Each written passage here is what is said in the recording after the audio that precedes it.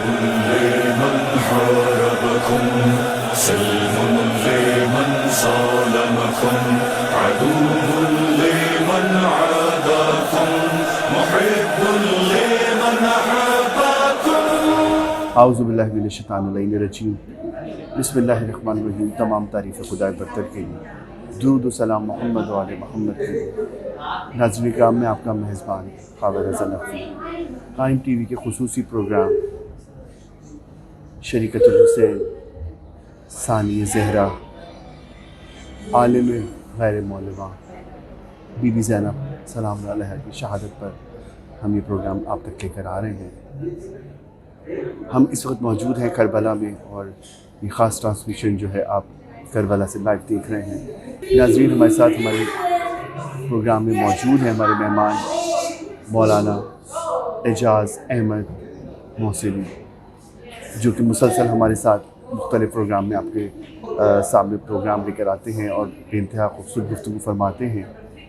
आइए चलते हैं उनकी तरफ और बीबी की हालात ज़िंदगी और बाद करबला और करबला के दौरान और जो करबला जाने से पहले जो काफ़िला, उसकी क्या तैयारियां थी, बीबी का क्या किरदार था, इन तमाम चीज़ों पर हम बात करेंगे। आइए चलते हैं, गुफ्तगू का आगाज़ करते हैं। हुज़ूर अस्सलाम वालेकुम। वालेकुम सलाम। हुज़ूर, कुछ सवालात हम आपसे अपने नाज़रीन के लिए चाहेंगे कि आप उस पर कुछ रोशनी डालिए। बीबी ज़ैनब का करबला की तैयारी में क्या किरदार था, उस पर थोड़ी सी बात। औज़ु बिल्लाहि मिनश्शैतानिर्रजीम बिस्मिल्लाहिर्रहमानिर्रहीम। चूँकि खानवादा अहले बैत को ये पहले से इल्म था कि करबला होनी है, और चूँकि इल्म इलाही के वो शरीक हैं या इल्म लदुन्नी के वो मालिक हैं, तो जब जनाब जाफ़र अब्दुल्ला इब्न जाफ़र तैयार मौला अली के पास आए कि आप अपनी बेटी का अक़्द मुझसे कर दीजिए, जाफ़र तैयार के बेटे अब्दुल्ला, तो मौला अली ने शर्त यही रखी कि अगर अक़्द करना है तो जब करबला में बीबी इमाम हुसैन जाएंगे तो मेरी बेटी ज़ैनब भी जाएंगी, अगर आपको ये मंजूर है। क्योंकि शौहर के ऊपर यह हक़, शौहर को यह हक़ हासिल होता है कि किसी भी सफ़र से वो अपनी ज़ौजा को रोक सकता है, सिवाय वाजिब सफ़र के यानी हज वग़ैरह के, वो रोक सकता है।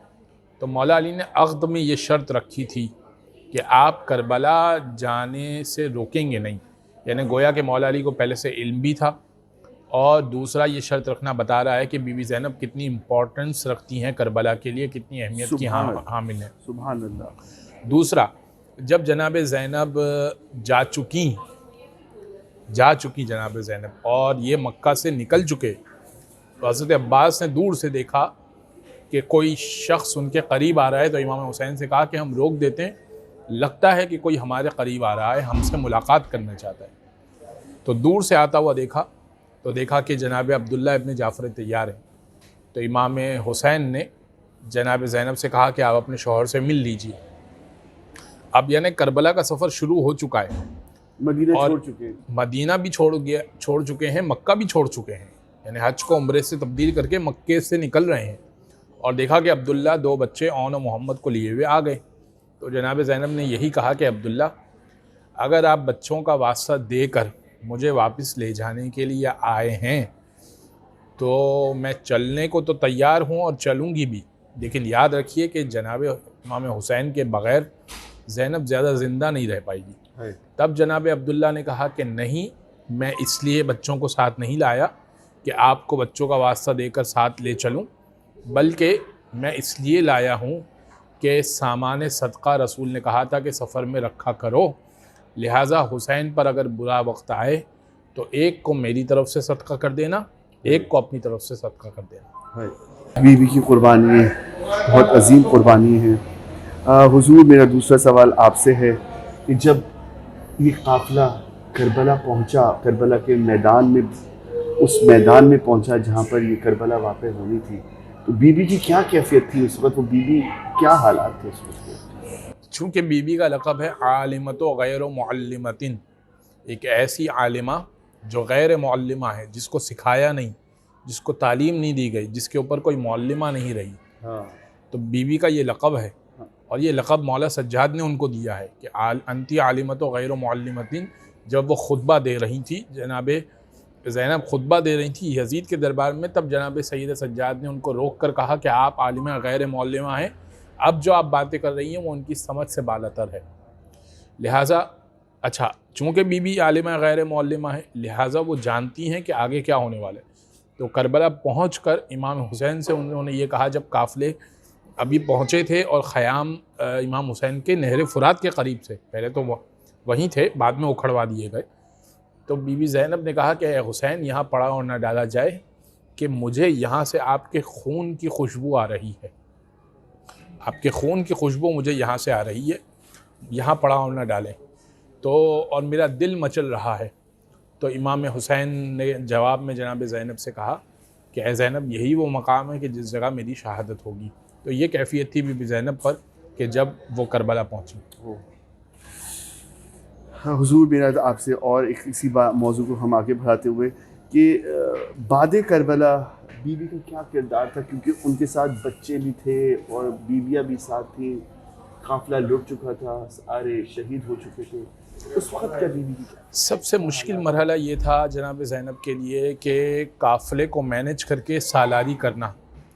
आपको अंदाज़ा है कि जब एक सालार इन हालात में, जबकि हालात अच्छे भी हों, ट्रैवलिंग का कोई प्रॉब्लम भी ना हो, और अगर 70-72 अफराद आपके साथ चल रहे हों और आपको उनको संभाल के करबला तक लाना है इस दौर में, तो जबकि आपके जहाज़ से आना है और 2 घंटे की फ़्लाइट पकड़ के आना है और कोई प्रॉब्लम नहीं है, इसके बावजूद काफ़िला सालार कितनी परेशानियां उठाते हैं, कितनी मुश्किलात उठाते हैं, और वो काफ़िले को बिल्कुल बिखरने से बचाकर वो काफ़िले को करबला तक ले आते हैं। इसके बाद भी उनका काम ख़त्म नहीं होता, उसके बाद भी उनको मज़ीद काम है, उनको आराम नहीं मिलेगा। बेशक ये तो आम काफ़िला सालार की कैफियत होती है। वो खातून, उनको बच्चों को संभालना, उनको बेवाओं को संभालना, उनको यतीमों को संभालना, यानी शाम गरीबा से पहले जो आखिरी इमाम हुसैन से मुलाकात हो रही है, इमाम हुसैन ये कह चुके कि करबला मैंने सजा दी है, अब बचाना, अब आगे का काम आपका है, अब दीन पे कुर्बानी मैंने दे दी है। अगला जो मरहला है वो इससे ज़्यादा टफ़ है, यानी अब लोगों को ये समझाना है कि ये जो वाक़या हुआ है ये बहुत बड़ा वाक़या हुआ है, ये कोई, क्योंकि हुकूमत पूरी कोशिश में लगी हुई थी कि इस वाक़े को किसी तरह से दबा दिया जाए। ऐसे ही तो अब जगह जगह जनाब ज़ैनब को खुतबे देने, और आप तसव्वुर कीजिए ना, एक मासूमा होते हुए, जबकि वो पाक दामन हैं, जबकि उनका कमाल का किरदार है, उसको जो अली की बेटी है उसको खुले सर नामहरमों के दरमियान गुफ्तगू करनी है। तो ये कितना मुश्किल काम है। जगह जगह बीवी ने खुतबा दिए हैं और काफ़िले को संभाला है। अहले हरम का पूरा काफ़िला जब मदीने पहुंचा है तो उस वक्त बीवी की क्या हालात थे, उस वक्त वो क्या मंजर था जो हम बयान।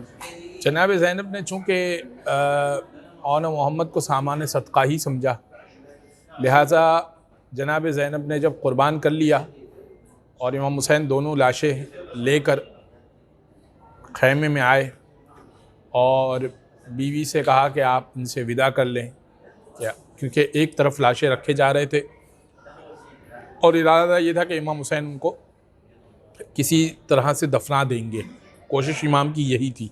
मौका नहीं मिला वो अलग बात है, क्योंकि कोई साथ भी नहीं था, मौका भी नहीं था।